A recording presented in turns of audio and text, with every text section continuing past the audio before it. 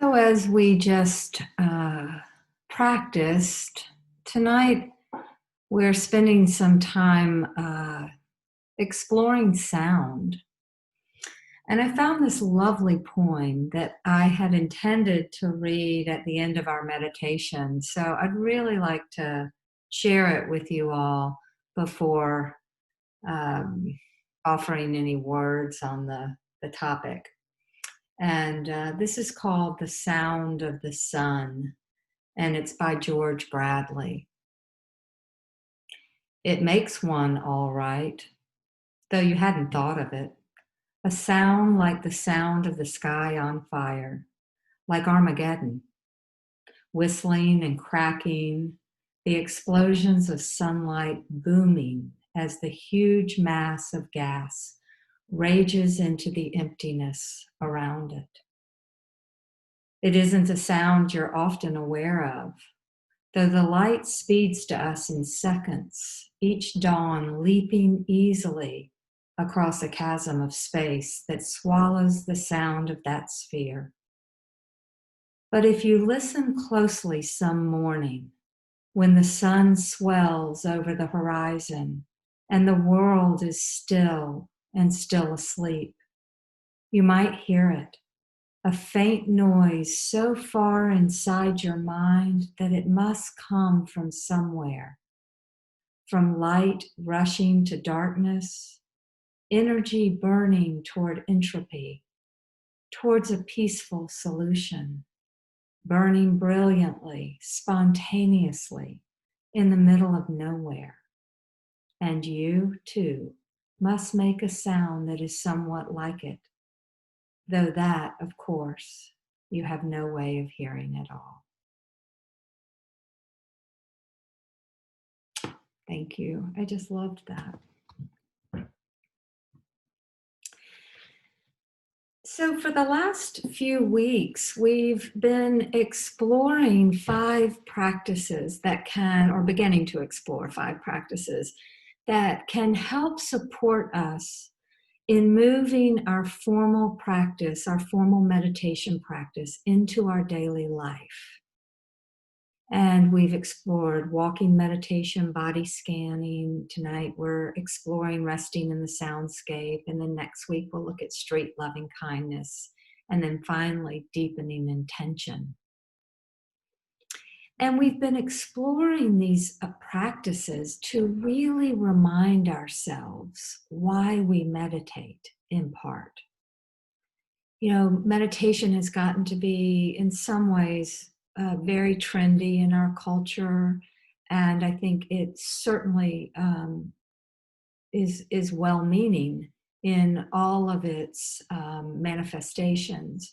But somewhere along the line, it's easy to forget that we're not trying to perfect being good meditators, that we're actually sitting so that we can live more peacefully.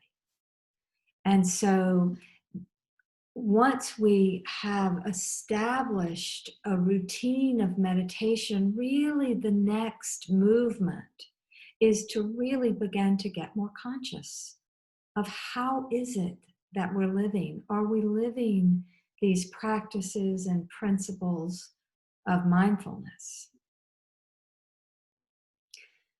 So we began with exploring, and this is just, those of you that we have learned together know this about me. I'm a big roadmap person, and I like to constantly remember now, like, where were we? How did we get here? And where are we going?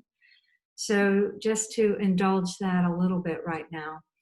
The first night we explored bringing more mindfulness to walking, noticing the present moment of the body in motion and the body in the environment, beginning to possibly even close that gap between feeling this intense separateness of this body, this self, from the rest of the environment.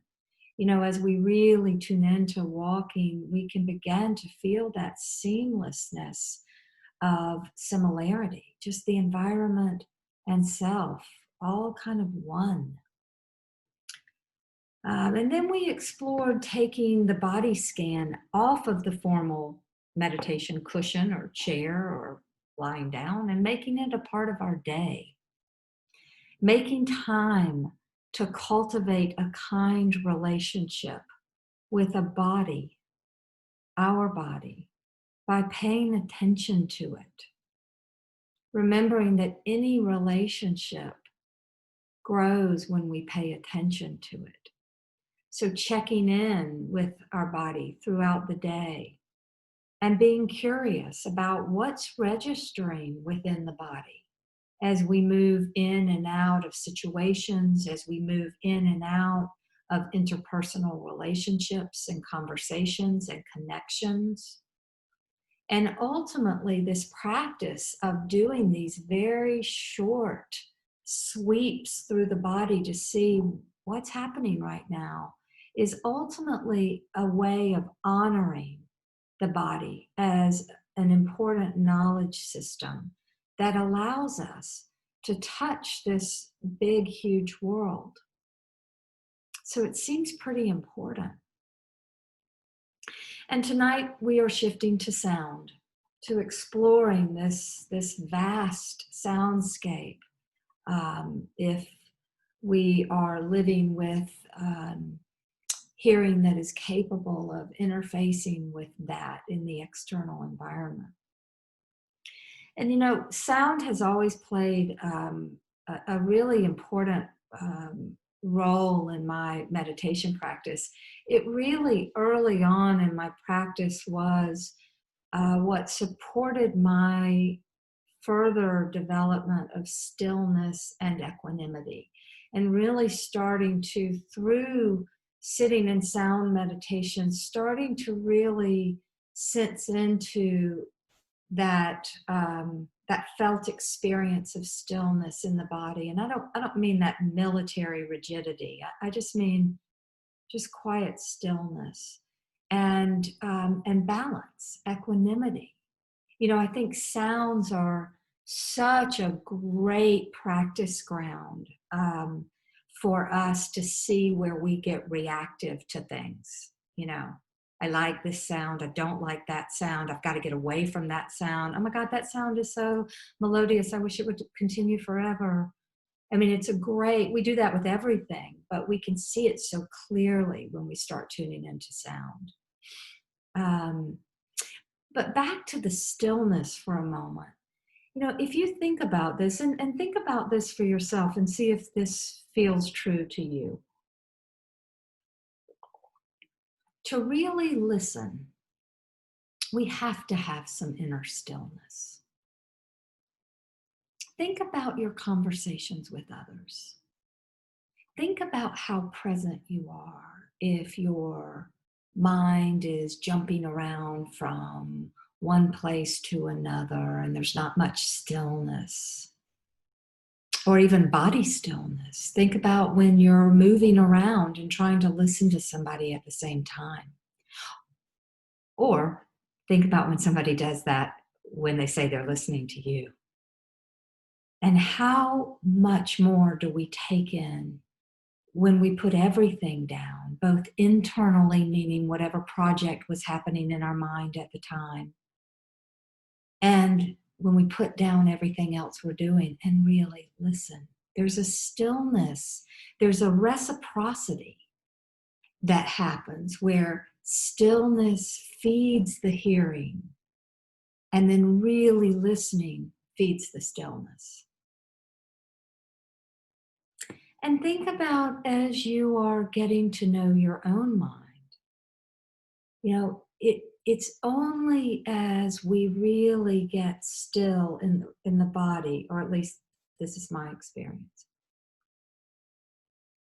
There are many wonderful insights and various things that happen when I'm in, say, movement practices like yoga.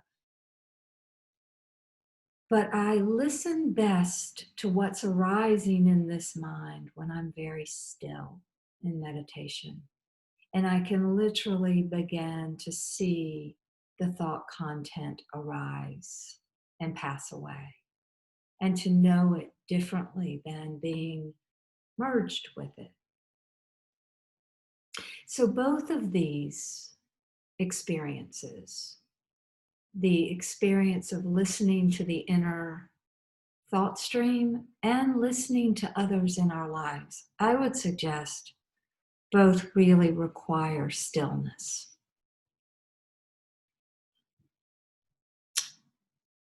Listening to sound provides us also with other opportunities that are much bigger than just sound. And the first one, and I mentioned this in the guided meditation, but this deepening our awareness of impermanence. You know, anything that is born, anything that arises, also dies, also ends. And when we sit in this equanimous, balanced way, attending, resting in awareness of sound, we begin to really see this. We don't just see the sounds, we see the beginnings and the endings. And we don't have to think about it. It's not an intellectual exercise, it's a full bodied experience. That then we begin bringing that experience and that, if you will, expectation or understanding to everything else in life. And so when other things end, relationships, material things, experiences, we don't seem to get as caught up in, why me? Why did that have to end? Why is that happening to me?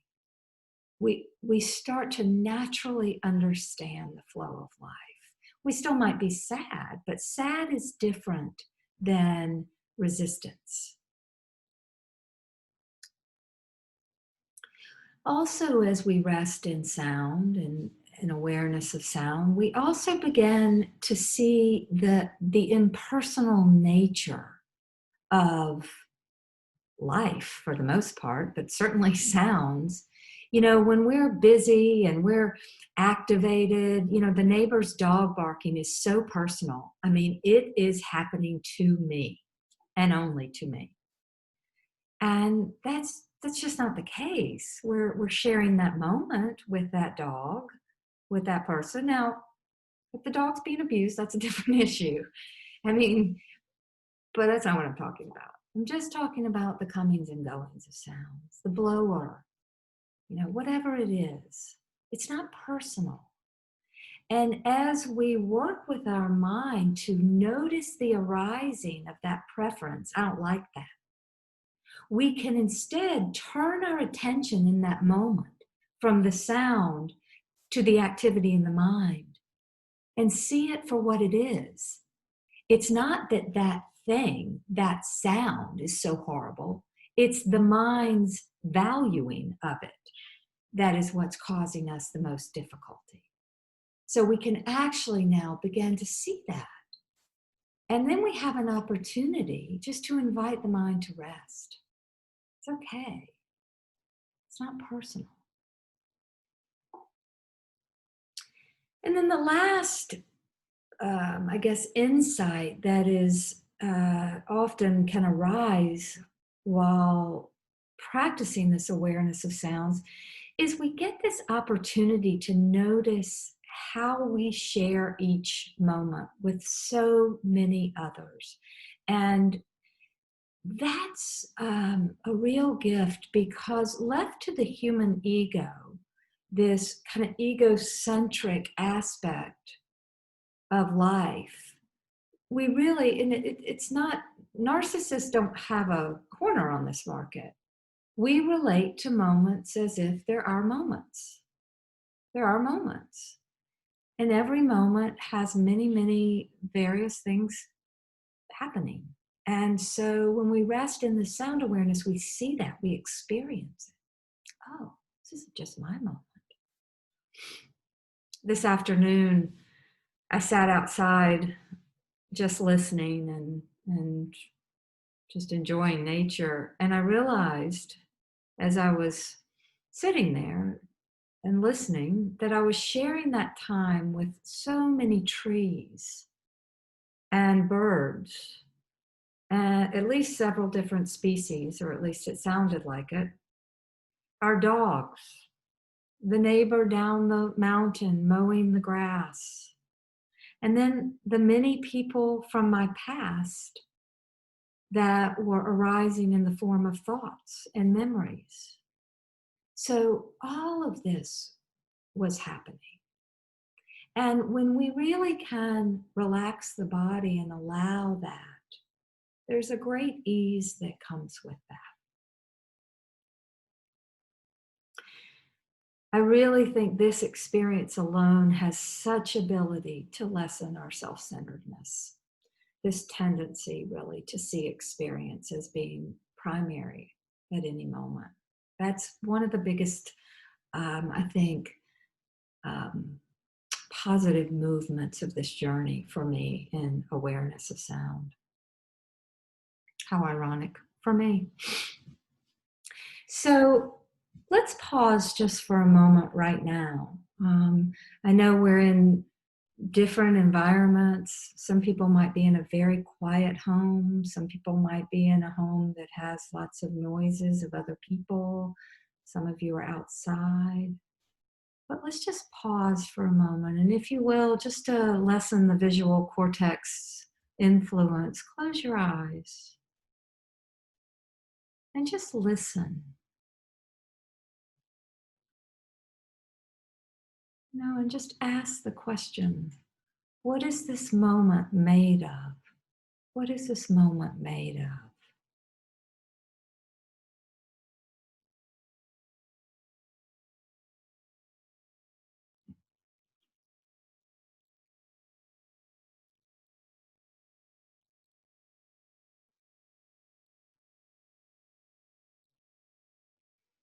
And who and what am I sharing this time with?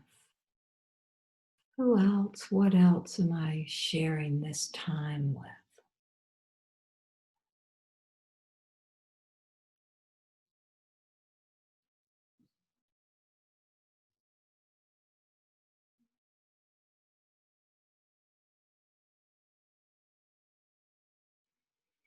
And the mind will most likely like to get involved with that, but that question can be left open just to discover a little bird that chirps, or a person's voice down the street, or perhaps the quietness.